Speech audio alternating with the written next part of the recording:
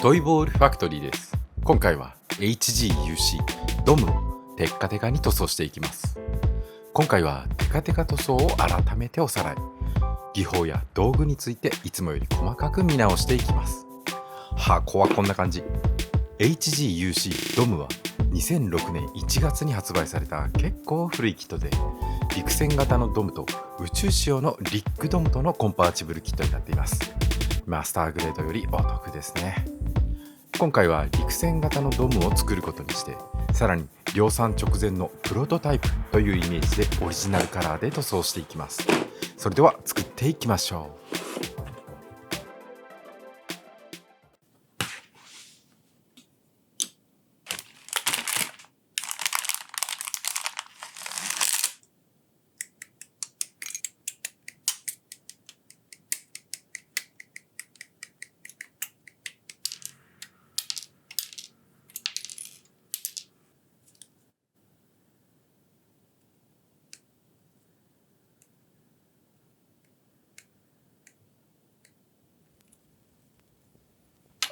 ということで、お察しの通り、リニューアルマスターグレードドムは予約できませんでしたよ。リニューアルマスターグレードドムを買えなかったから HGUC のドムを作ろうと思ったということではなくて、たまたまそういやそろそろドムの日だな、ドムでも作るかとリニューアルの発表がある前から制作をしていました。まさか紙キットと名高いマスターグレードドムがリニューアルされるとは思ってなかったのでびっくりしましたね。この HGUC のドムは家電量販店の店頭で再販当日に入手しました。7月に龍神丸を購入しに行った時に今まさに品出しされていたドムを見つけて購入できたんですよ。再販キットでもなかなか手に入らないご時世なので運が良かったんですね。マスターグレードドム同様 HGUC のドムも紙キットと呼ばれるほど出来がいいと聞いています。どれぐらい紙キットなのかを見せてもらおうじゃないか。お、肩アーマーの裏打ちパーツがついてますね。これは強いこだわりを感じます。じゃんけんぽんずこ。ドム特有の開き手がついているのでこんな遊びもできます。しかしパーツが少なくてシンプルですね。特に一年戦争のモビルスーツはシンプルなデザインが多く、 HGUC は特にアニメ版のデザインに寄せた造形になっているのでシンプルさが際立っています。このシンプルさが何よりかっこいい。ジオン軍のモビルスーツは本当に美しいです。シンプルというとこの筋彫りなくてもいいかな。もっとシンプルにしたい。ジオン軍のモビルスーツはモノコック構造だという話もあるので筋彫りは消してしまおうかな。ドムの美しい曲線を生かす方向にしようと思います。膝パーツを取り付けて、足首を取り付けて、これぞドムという足が完成。足もそうですが、ドムのデザインは量感のある柔らかな曲面がたっぷりでかっこいいですよね。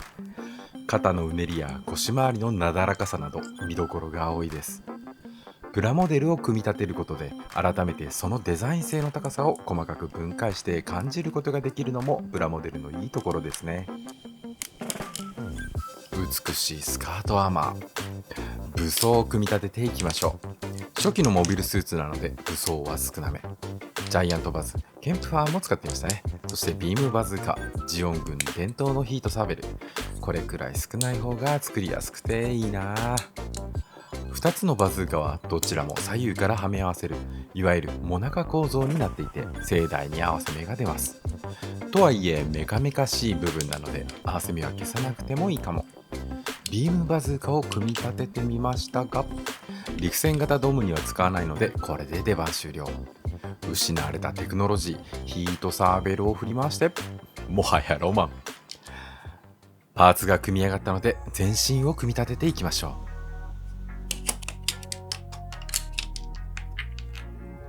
パーツが少ない、いいですね。当工房のメインテーマであるテッカテカ塗装はとにかく手間がかかるのでパーツ数は少なく、さらに曲面が多い方が光沢が入るのでドムのデザインはもってこいの素材とも言えます。さらにこのキットでは引けも目立ちにくいように設計されているようで設計者のこだわりや愛が見えてくるようです。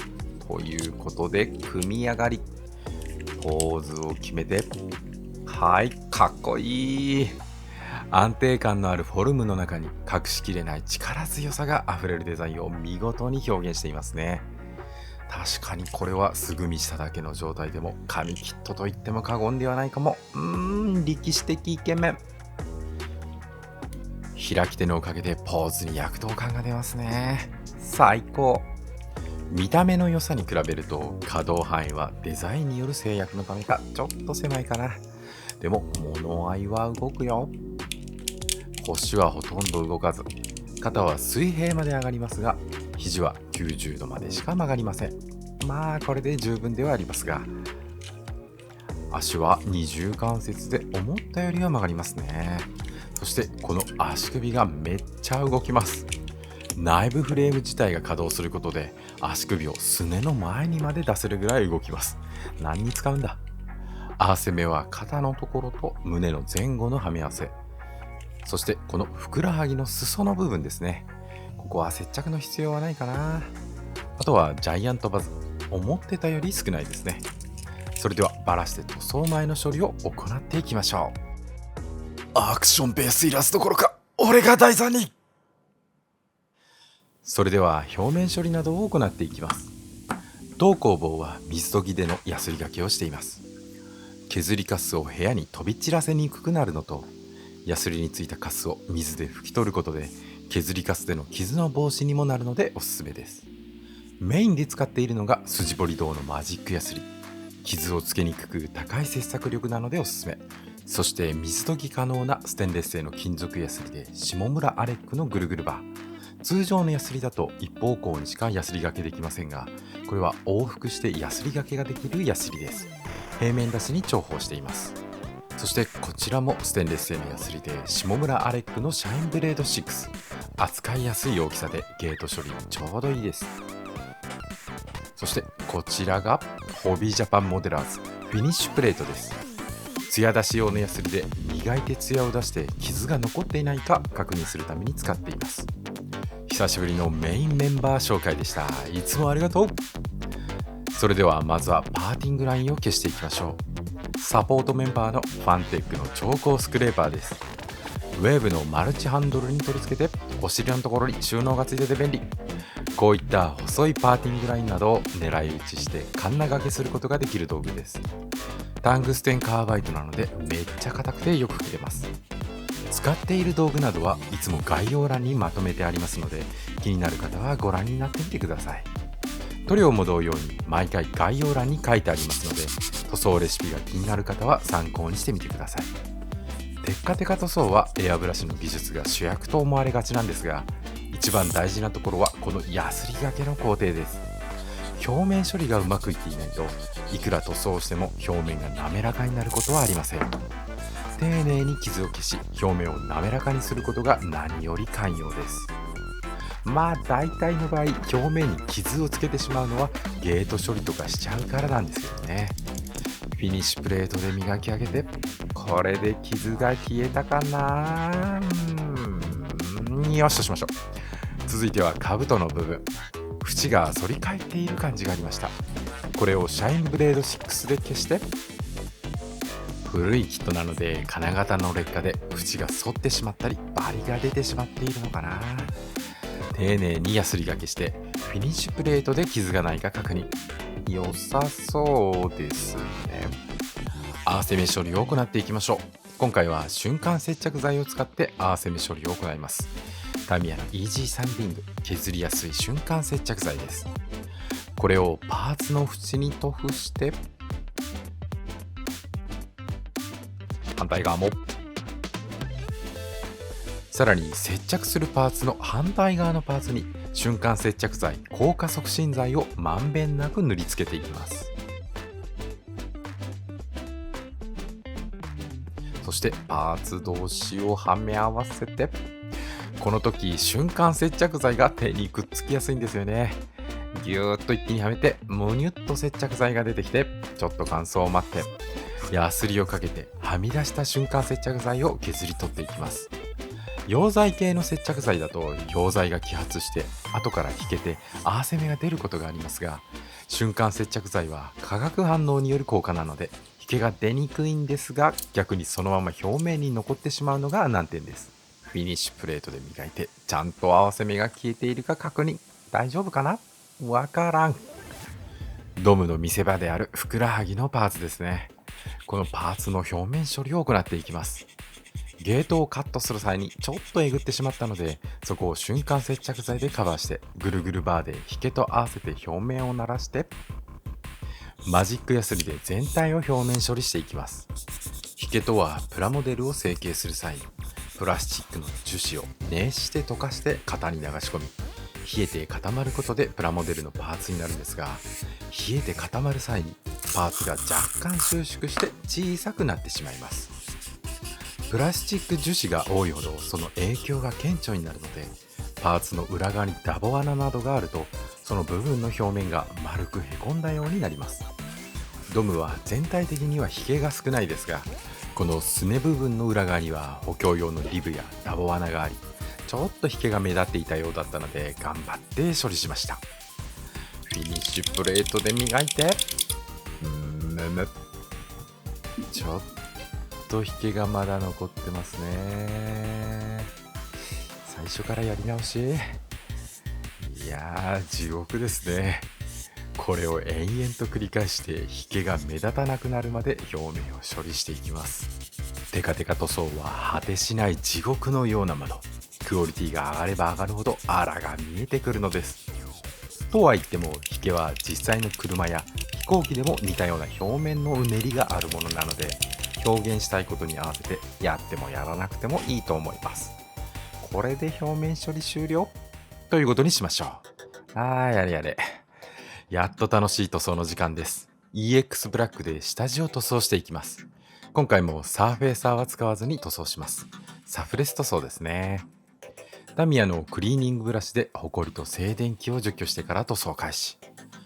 プラモデル塗装では下地にサーフェイサーを塗装するのが半ば常識のようになっていますが、サーフェイサーを下地に塗装すると光沢がどうしても鈍くなってしまいます。サーフェイサー自体が艶消しだからですね。艶消しになっちゃうならサーフェイサーを塗装しない方がいいんじゃないと考えて、表面処理を徹底的にやることでサーフェイサーの傷消し効果を求めずに済むようにして、光沢の黒塗装をいきなり塗装してしまうことにしました。まあその分傷が目立っちゃうんですけどね。3000番のスポンジヤスリで消しきれていなかったヤスリ傷や塗装の時に入ったホコリを除去。ついでに言うと、サーフェイサーを塗装してから光沢にすると実は光沢になるまで見えない傷があったりするんですよ。なので最初から光沢にしておけば光沢になった時の傷が見えると考えてのことでもあります。下地の確認という意味が強いですね。最終的に艶消し仕上げにするならサーフェイサーで十分なんですけどね。そう考えると光沢は手間がかかってしょうがないですね。まあ好きだからしょうがない。エアブラシの気圧は通常 0.1 メガパスカルから 0.2 メガパスカル。メタリック塗装の時はできるだけ低くして塗装していますよ。そういえば塗料と溶剤との希釈率はどれくらいですかという質問もよくあります。基本的には EX ブラックのみ塗料1、溶剤2、他の塗料は1対3で希釈していますが、これは間違いでもあります。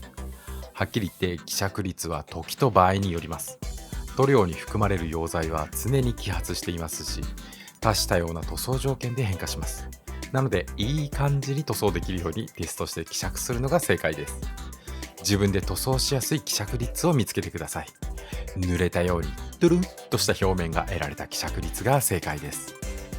下地塗装が終わったのでメタリック塗装を行います。まずはメタルカラーアイアンを塗装していきます。今回はフレーム系をメタルカラーアイアンに、続いてはガンメタル、頭部の内部フレームですね。物合いとの質感の差をつけたくてここだけガンメタルにしました。お次はスターブライトゴールド、ヒートサーベルを金色にしてみました。ちょっと無難。メインカラーの一つとしてパールシルバーを塗装します。胸の部分ですね。ここは最初黒にしようかなと思ったんですが、パールシルバーの方がメリハリがつくかなとパールシルバーにしてみました。なかなか渋い色。続いてはスターブライトシルバー。お腹や二の腕、肩、太ももなどのちらっとだけ見える部分を明るめのシルバーにすることにしました。あとは首とか足首とかかな。部位の境目になるところですね。さらにパールシルバーを重ねて、キメの細かい明るいシルバーにします。黒ばかりだと境目が分かりづらいので、境目を明るくして部位ごとに分離しているようにしてみました。キメの違いがわかるかな。続いては GX メタルレッドでキャンディーレッドの下地を作っていきます。少量キャンディー塗装ですね。キャンディー塗装は下地をシルバーで塗装して、その上にクリアカラーを塗装することで深みのあるキャンディーカラーにする技法ですが、少量キャンディー塗装は下地のシルバーに色がついたメタリック塗料を使うことで、クリアカラーを重ねる回数を減らせるというズボラテクニックです。GX メタルレッドを塗装した上にクリアレッドを重ねて、いい感じ。ちょっと薄いかな。とりあえずもう一回塗っておきましょう。これで狙った濃さになったかな。いい感じだと思います。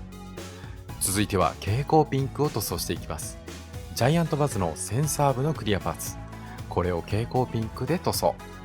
ガイアカラーの蛍光ピンクは他の塗料とは違い、攪拌せずに上澄みだけを使用するんですよ。また EX ブラックが出てきました。いやいや、ここからが本番です。さっきまでの塗装は下地作り。ホコリが入っていたのでヤスリで取り除いて、じっくりと EX ブラックを塗り重ねていきます。3000番のヤスリ傷を消すための塗装という感じでしょうか。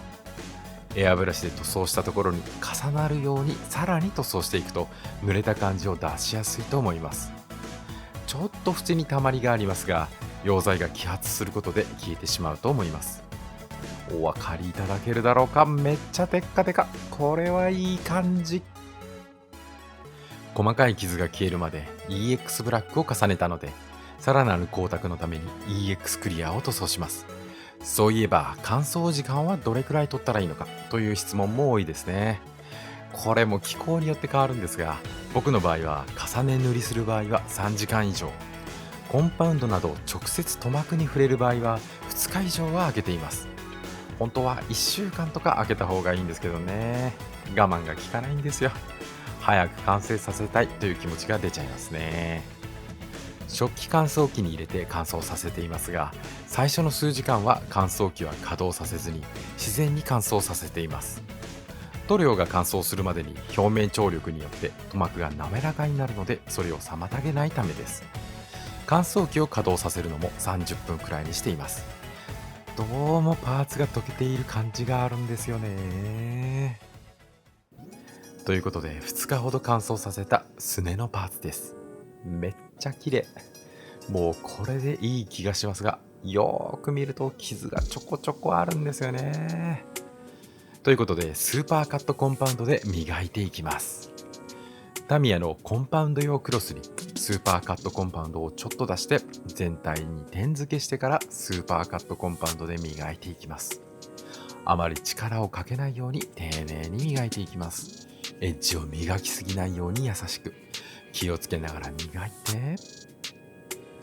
これはテッカテカやね。これは洗剤で洗った状態です。もう十分だろと思うんだけど、フィニッシュコンパウンドで仕上げていきます。こちらも同様にコンパウンド用クロスにちょっと出して、丁寧に優しく磨いていきます。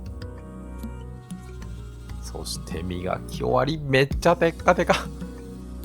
テッカテカすぎて引くわ。短期間で作れるよう目指してやってきましたが、かなりいいとこまで来た感じがあります。ということで仕上げを行いましょう。ほんのちょっとだけ部分塗装を行っていきます。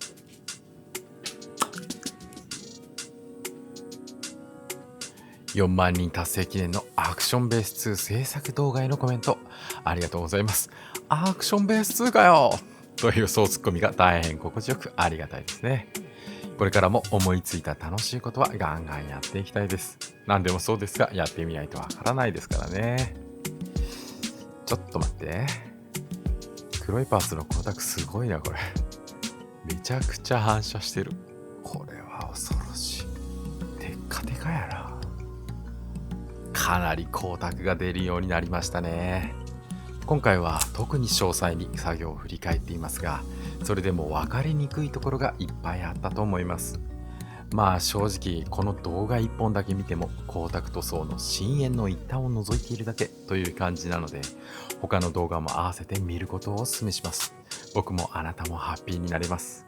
主に僕ですけど、いかに短期間でテッカテカに塗れるかということを目指してやってきたんですが、まあここまでやって分かったのは光沢塗装はめっちゃめんどくさいということですね。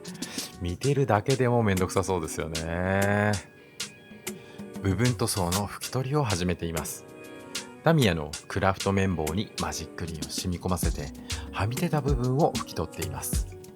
シタデルカラーなどの水性アクリル塗料はマジックリンなどの台所用強力洗剤で溶かして拭き取ることができる性質を利用しています。ラッカー塗装の塗膜を傷める可能性が低いのでよく使う技法です。物合いのディティールアップを行っていきましょう。ウェーブの H アイズミニとメタリックテープを使ってディティールアップをしていきます。メタリックテープを物合いの基部に貼り付けて、アートナイフで余分な部分をカット。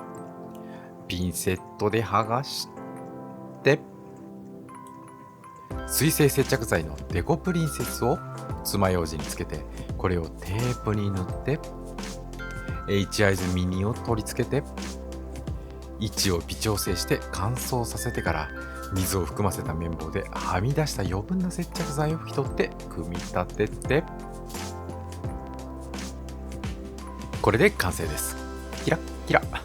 顔につけるクリアパーツは外すことにしました。これで全てのパーツが整いました。並べて組み立てていきましょ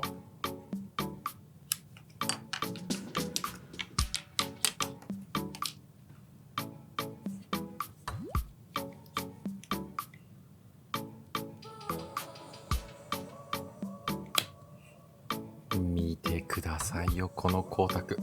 めっちゃテッカテカじゃないですか。黒塗装はとにかく粗が見えやすく、実はシンプルがゆえに非常に難易度が高く、スサノオやクスイガンダムでは地獄を見たんですが、その経験が生かされたおかげでこの光沢を得られたのだなと思うと感慨深いものがあります。やはり基本的な表面処理を丁寧に行い、適切な濃度の塗料で塗装を行い、しっかりと乾燥させてから丁寧にコンパウンドをかけるという、まあ当然といえば当然の基本的な処理をちゃんとやるということに帰結しましたね。丁寧にやるという一言で済んでしまうんですが、丁寧という言葉の中に内包される様々な工程に少したどり着けたのかなという気がします。今回の動画はおさらいの意味を込めて丁寧に解説していこうと思って作り始めたんですが、ここまでの光沢になるとは思っていませんでした。着せずしてかなりいい光沢塗装動画になったのではないかと思います。頭を取り付けて、これで完成。ズームアウト。これはかっこいい。渋すぎですよ。量産直前のプロトタイプというイメージで配色したんですが、クリアコートをしなかったメタリック部分とのコントラストがたまらないですね。めっちゃテッカテカ。自画自賛にも程がありますが、自己満足するために作っているのでこれでいいんです。キットの出来もあってかなり渋く仕上がりました。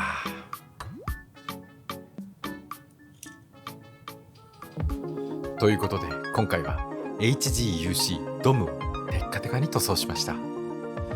ドムの紙キットと呼ばれる模型の出来の良さと、なだらかな曲面を誇るデザインのおかげで、これまでにない目の覚めるような輝く黒塗装ができました。しかしクオリティが上がったことで新たな課題も見えてくる始末。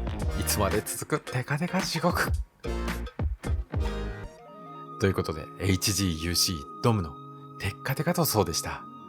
それではまた次回の動画でお会いしましょう。トイボールファクトリーでした。